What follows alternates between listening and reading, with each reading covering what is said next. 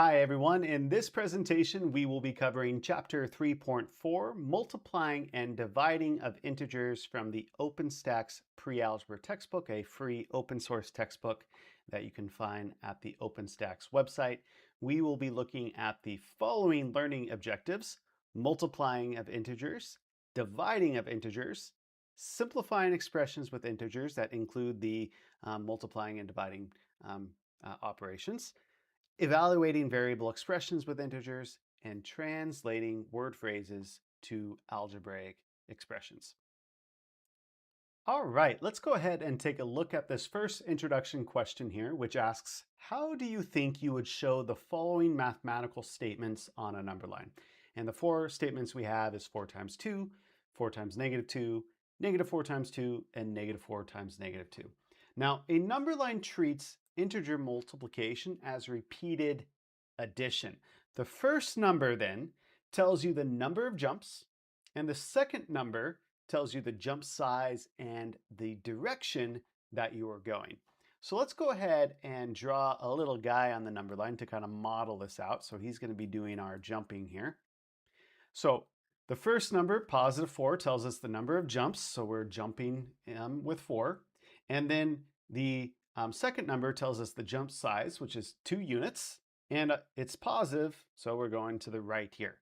So we're going to go back to the right 1, 2, 3, 4 jumps, which remember each jump is 2 units in total. So 2, 4, 6, 8, and we end up at a +8 here.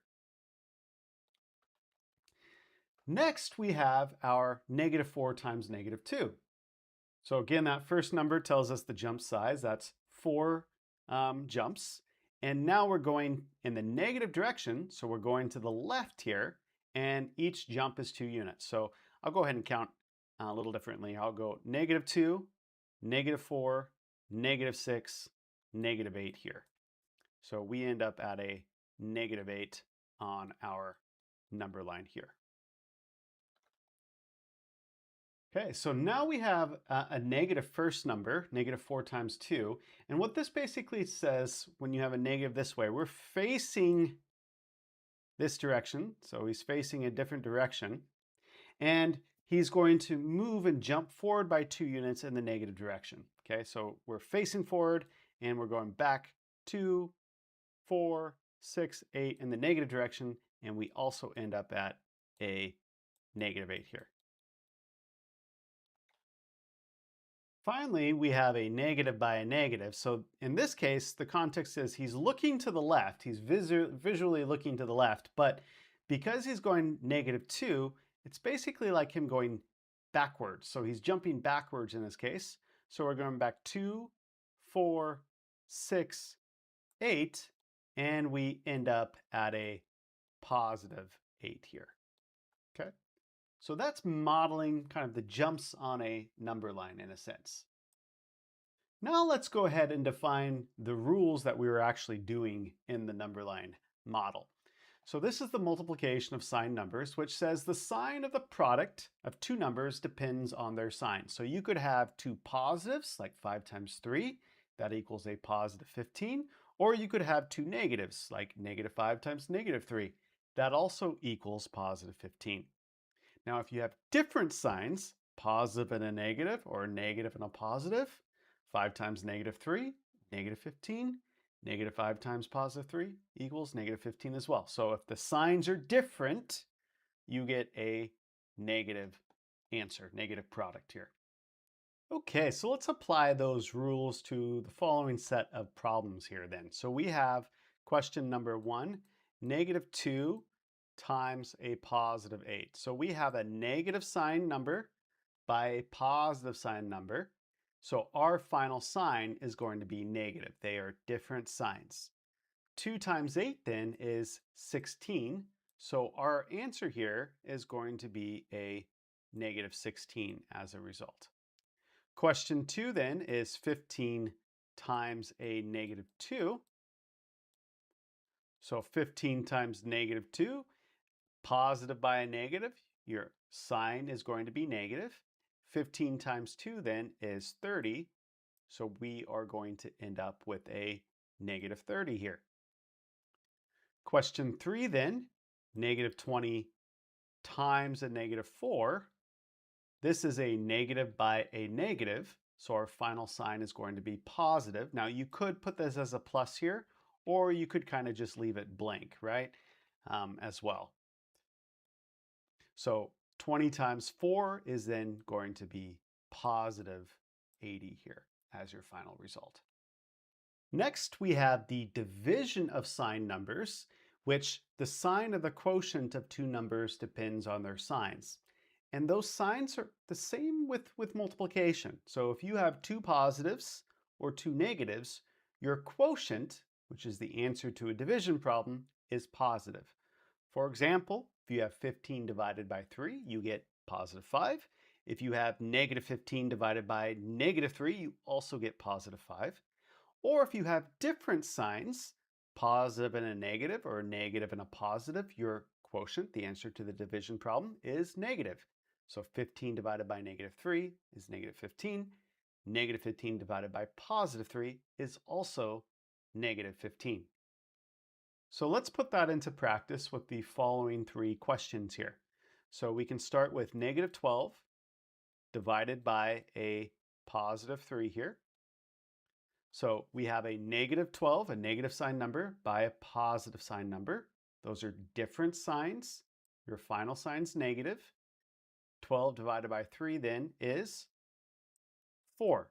So our answer in this case is going to be negative 4 here. Next, we have negative 30 divided by a negative 2. We have a negative by a negative. A negative by a negative is a positive.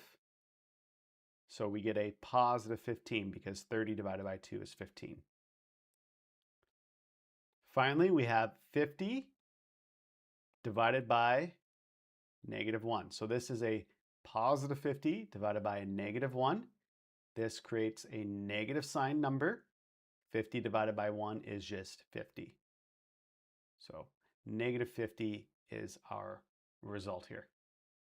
Next, we're going to look at simplifying expressions with integers. So we have multi-style operations in these.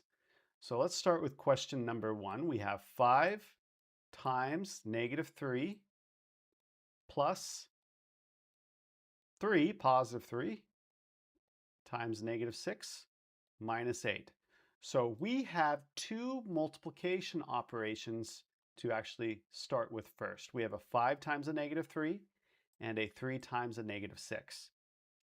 So 5 times a negative 3, that creates a negative. So we have negative 15 plus positive 3 times a negative 6. 3 times negative 6 is negative 18. Minus 8 here. Okay, so now we have negative 15 plus a negative 18. So now we need to remember our adding and subtracting rules. So when you add a negative, you are decreasing its value. It's the same as subtracting a positive. In fact, if you wanted to write this just as one sign instead of plus and a minus, you could write this as negative 15 minus 18 minus 8. So in this case, let's draw a number line to kind of model this out. These are all basically subtracting now. So if I have negative 15, again, you can also think about it in terms of money, right? You have negative $15. You then spend another $18. So negative 15 minus 18. If you go back 15, you end up at 30, but then you have another 3 to go to match the 18, so you end up at negative 33. So it's like you spend 18 more dollars, you end up at negative $33. And then we have another negative 8 to go. So that's not really drawn to scale here. Let me draw it more to scale. So say this, negative 8. So if you go back another negative 8, you're going to end up at a negative 41 here. Okay, so if I do it kind of more in order, negative 15 minus 18 is negative 33. Drop down the minus 8. Negative 33 minus 8, gives you a negative 41. Okay, so question number 1 equals negative 41 here. Let's look at question 2. So I have negative 6 times a negative 5 minus positive 4 times a negative 2. Okay, so I have a negative 6 times a negative 5. A negative and a negative is a positive, so this is positive 30, minus positive 4 times a negative 2. So positive 4 times a negative 2 gives you a negative 8. So I now have 30 minus a negative 8. Now this is interesting, right?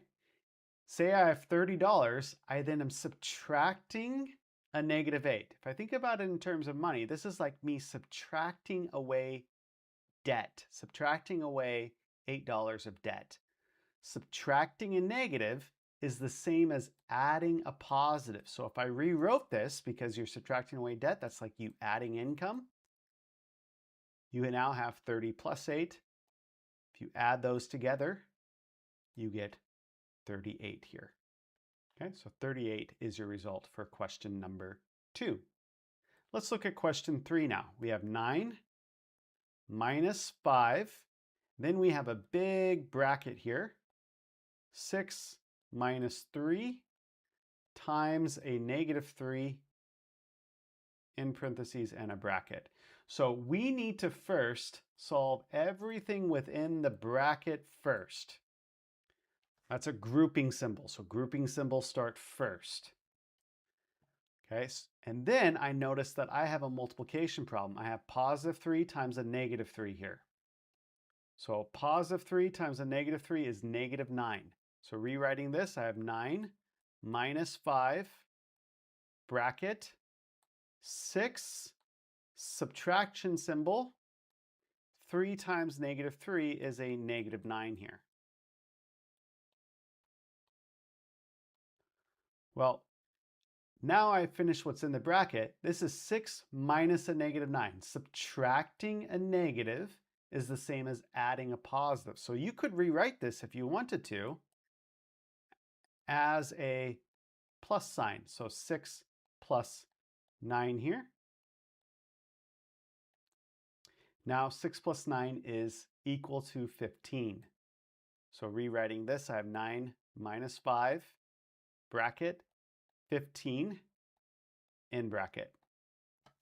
Now at this point, I have 5 next to a bracket 15. This means multiplication. So 5 times 15 now. So 5 times 15, if I was to do the multiples of 15, I have 15, 30, 45, 60, 75. So 5 times 15 is 75. So I write 9 minus, now I can drop the bracket symbol, and I can put a 75 here.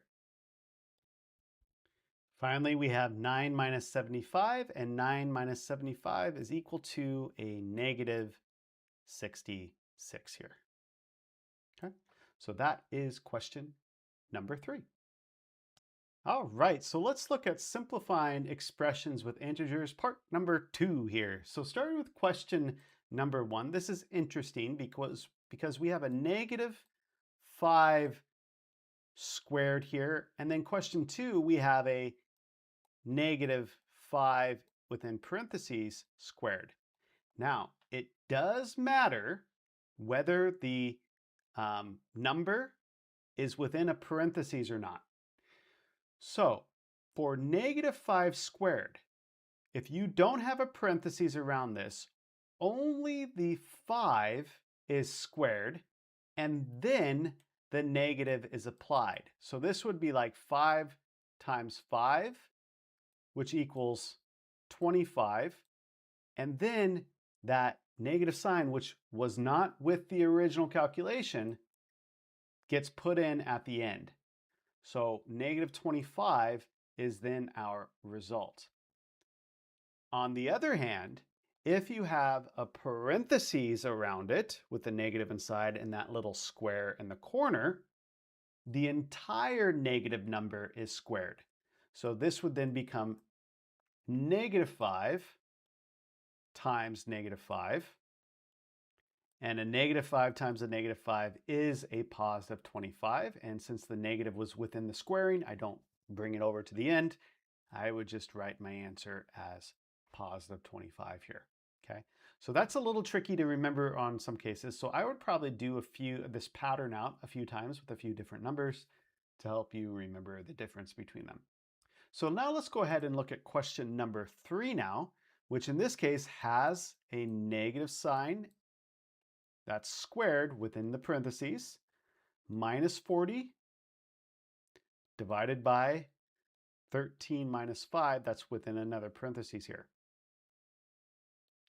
Okay, so what we're going to do in this case is we're first going to do what's inside the parentheses first. These are grouping symbols. We want to do that first.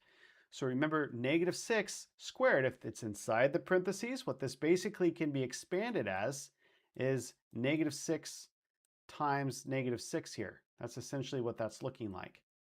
Negative 6 times negative 6 then is a positive 36. So I have a positive 36 minus 40 divided by 13 minus 5 within a parentheses.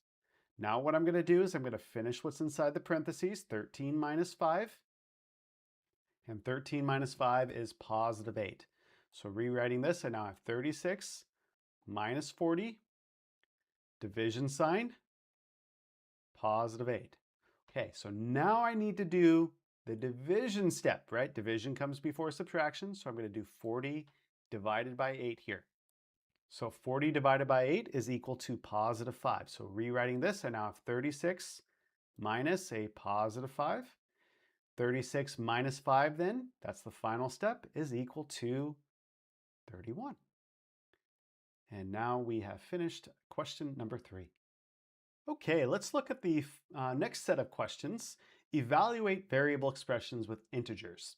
So starting with question number 1, we have negative 5x plus 17, and we're asked to evaluate that when x is equal to a positive 3. So what I'm going to do is I'm going to substitute that positive 3 into the x variable. So it now becomes negative 5, parentheses, positive 3, plus a positive 17. So now I'm going to do negative 5 times 3. Negative by a positive is a negative. So I have negative 15 plus a 17. Negative 15 plus 17 then becomes a positive 2. If I was to model this on the number line, basically it's like you have negative $15 in your bank account and then you add $17. So maybe you had $17 in your wallet or whatever. You add 17, which increases the amount, goes to the right on the number line, and you end up at a positive 2 here. Let's look at question number 2 now. So question 2 is 2x minus 4y plus 10. And we're asked to solve this when x is equal to negative 2 and y is equal to a positive 5. So our first step here is we're going to substitute a negative 2 into the x minus 4 times the y, which now is positive 5, plus 10. So I'm going to do 2 times negative 2. 2 times negative 2 is negative 4. Minus symbol. 4 times positive 5 is positive 20. Plus 10. Now all I have is subtraction and addition type problems. So let's go ahead and model this on the number line. So in this first case, this would be being start at negative 4. So thinking money, start at negative $4. I then am subtracting a positive 20. Subtracting a positive 20 decreases your value. You're going to the left on the number line. So I go back 20 units or back $20 if I think about money, and I end up at a negative 24. So this first step, I end up at negative 24. Then this is me adding $10 or adding 10 units. So I go back to the right, 10, and where I end up is at a negative 14 here. So question number 2, I end up at a negative 14. All right, question 3. This is interesting. I'm adding a square unit here. So x squared minus 8x plus 2. And I need to solve this when x is equal to negative 2 here. So when you are asked to replace a number into a variable that also has a square unit to it, this is essentially putting a parentheses around that number, which is important. So I have negative 2 squared minus 8 times negative 2, replace the x with negative 2, plus 2. So my first step is I'm going to do the exponent, which when it's inside the parentheses, this is like me doing negative 2 times negative 2. So negative 2 times negative 2 is a positive 4. So I have positive 4 minus a positive 8 times a negative 2 plus 2. So now I'm going to do positive 8 times a negative 2. Positive 8 times a negative 2 is a negative, right? Negative 16. So I can rewrite this as 4. The minus symbol, 8 times negative 2 is negative 16 plus 2. Okay, so now I have 4 minus a negative. Subtracting a negative, like subtracting away debt, is the same as adding a positive. So you could rewrite this, if you wanted to, as 4 plus 16 plus 2. And now this is adding all positives. So 4 plus 16 is positive 20. Positive 20 plus 2 is positive 22. So we're going to end up with a positive 22 as our result here. The final learning objective for this presentation is to translate word phrases to algebraic expressions. So let's start with question number 1. We're going to translate it and then actually solve it as well if we can. So we have the product of negative 4 and positive 5. So the product means multiplication. So we are going to multiply negative 4 times a positive 5 here. There's other ways you could write it. This could also be written negative 4 times 5. Just depends on how you want to write it. So now a negative by a positive gives you a negative result. A negative 4 times a positive 5 is then a negative 20. So 20 is your result here. So that's question 1. Question 2 is the quotient, which is division. So the quotient of negative 80 divided by a negative 10. Now, you could also write this in terms of a fraction. This is actually more formal when we're looking at kind of algebraic construction. So it looks like this. In both cases, it's a negative by a negative, so we have a positive result. 80 divided by 10 is equal to 8 here. So positive 8 is our answer. Now, question 3 is kind of the most interesting of the bunch. We have the product of 5, and that's a key word here. That basically is separating this out, and the difference of x and y. So the x and y are grouped together, which means we need to actually put that in a parentheses. We're grouping it. So x minus y, and then we're multiplying it, the product of negative 5. So we're multiplying a negative 5 into this parentheses. And this is our result here. This is distribution. Now, you could get rid of the parentheses by distributing the negative 5 through. So if the question asks this, or maybe there's an answer choice that looks like this, if you were to distribute this through, you would multiply the negative 5 into the x variable and the negative 5 into the negative y variable. Negative 5 times x is negative 5x. Negative 5 times a y here changes that to positive, so you would write this as a positive 5y.